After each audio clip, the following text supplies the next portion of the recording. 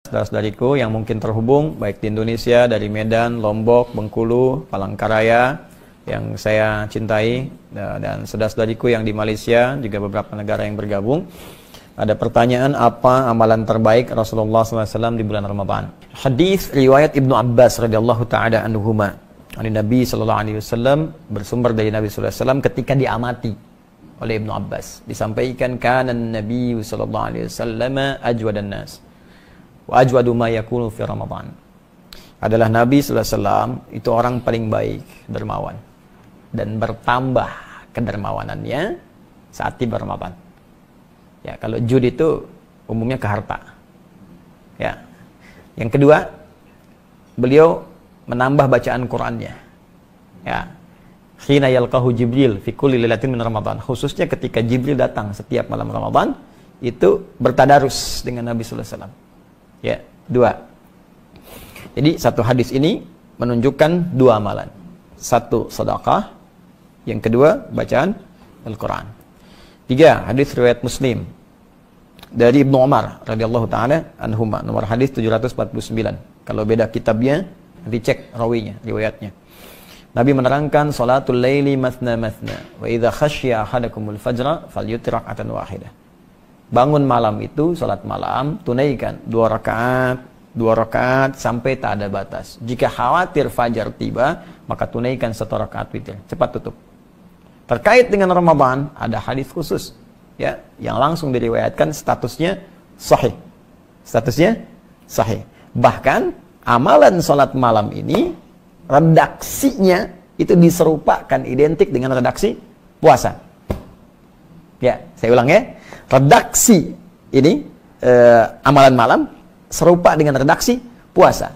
Yang puasa, man shama ramadhana imanan wa ihtisaban ghufira lahu ma taqaddama min dhanbi. Siapa yang menunaikan puasa dengan penuh keikhlasan dan dia sering mengoreksi dirinya saat puasa itu, ya, karena imannya kepada Allah, diampuni dosa-dosa yang telah lalu sampai di hari dia puasa itu. Itu punya dosa berapa banyak? Sama dengan saya, banyak. Nggak terhitung kan? Masuk kita Ramadan, di situ kita tunaikan karena Allah. Salah satu cirinya kita koreksi, introspeksi diri. Introspeksi, kurangnya apa, salahnya apa. Terus banyak istighfar. Tunaikan, berusaha ikhlas puasa. Begitu kita mengingat dosa, istighfar, jatuh air mata kita, ampunan diturunkan oleh Allah sampai hari itu. Kalau antum meninggal pas di hari itu, dosa udah gugur, dapat langsung pahala puasa. Dosa 0, pahala muncul. Mau? Insyaallah hari pertama langsung meninggal. Kalau tiba ajal, kalau tidak ya belum tentu. Ya, nah, kalau puasa siang malam, siang, nggak ada puasa malam. Ya, awas, ini penting saya katakan. Tsumma atimmus siyama ilal lail. Al-Baqarah 187. Sempurnakan puasa itu sampai ila muqaddimatil lail, pembuka malam. Pembuka malam itu maghrib. Kalau sudah masuk malamnya, namanya isya. Nah, awas, ini penting saya sampaikan karena ada yang terlampau soleh puasa sampai isya. ada satu sekte itu puasa sampai isya, itu terlampau soleh. Nabi aja buka maghrib, dia Nabi bukan puasa sampai isya. Ya. Nah, jadi karena puasa siang, yang kedua ada amalan malam. Redaksinya sama persis dengan yang tadi, cuman berubah wujud amalannya. Ya, apa amalannya? Man qoma Ramadhana imanan wa ihtisaban ghufira lahu ma taqaddama min dhanbi. Puasa siang, ente diampuni siangnya. Apakah langsung seketika peluang dosa hilang? Belum tentu, karena setannya pun tidak berhenti sebelum Anda meninggal. Gitu. Boleh jadi siangnya diampuni, sampai maghrib tuh, diampuni dosa. Habis maghrib, keluar gibah.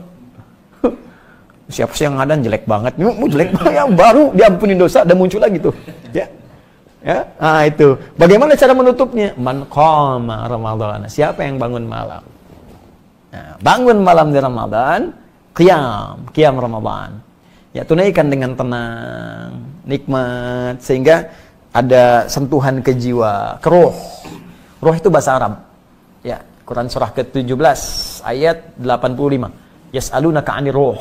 Qul ruhu min amri rabbi wa ma utitu minal ilmi illa qalil. Ruh itu ya dari kata roh, ya ruh. Ya.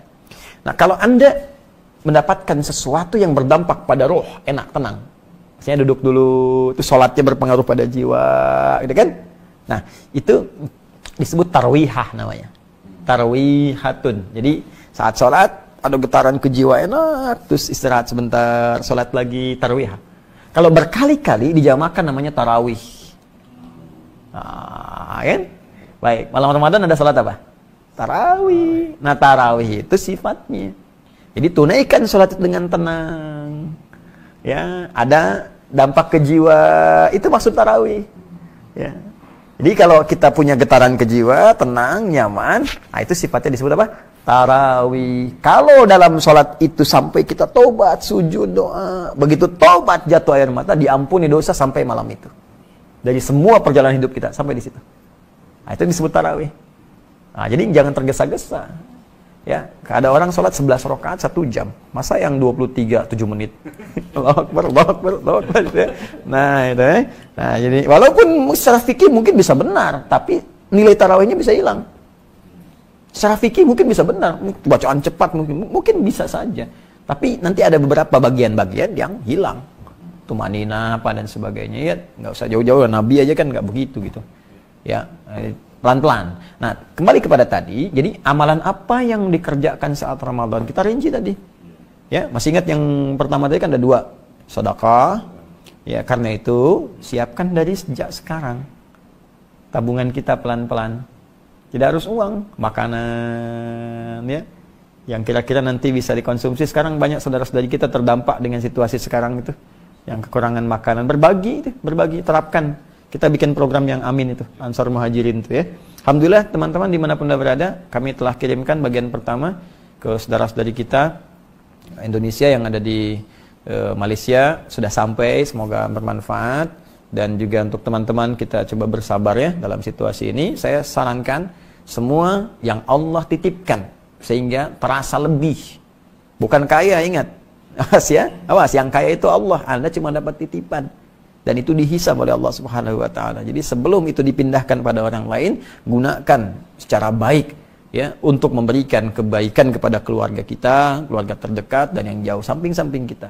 Bersinergi. Nah, kata Nabi, ayo berbagi saat Ramadan walaupun cuman sehirup air, 1 kurma. Ya, itu bahasa majas ya. Jangan gini misalnya aqua 1 sedot udah kan kok cuma sedot ya, hadis Nabi kan tidak. Ya, jadi itu majas, kiasan ya, batas kiasan lah. Jadi walaupun air kita bagikan ya, kurma, kan kurma nggak harus dimasak lagi ya. Jadi bisa langsung, tapi yang matang. Ya, jangan kurma yang mentah itu kan. Oh ini kok mentah ya, tunggu sampai buka mungkin matang kan. Tidak begitu. Ya, jadi kasihkan yang bisa dikonsumsi. Jadi 1 sedekah, nilainya tinggi. Kemudian Quran. Ya, Nabi aja sampai hatam Ramadan itu sekali. Ketika akan wafat 2 kali hatam. Ya, tadarus, pahami artinya ya dengan baik, baca dengan bagus. Yang ketiga tadi salat malam, hidupkan. Ya, itu amalan diantara yang dianjurkan Nabi Sallallahu Alaihi Wasallam. Dan ada kalimat muhasabah. Muhasabah itu introspeksi diri, ya, minta ampunan dari dosa.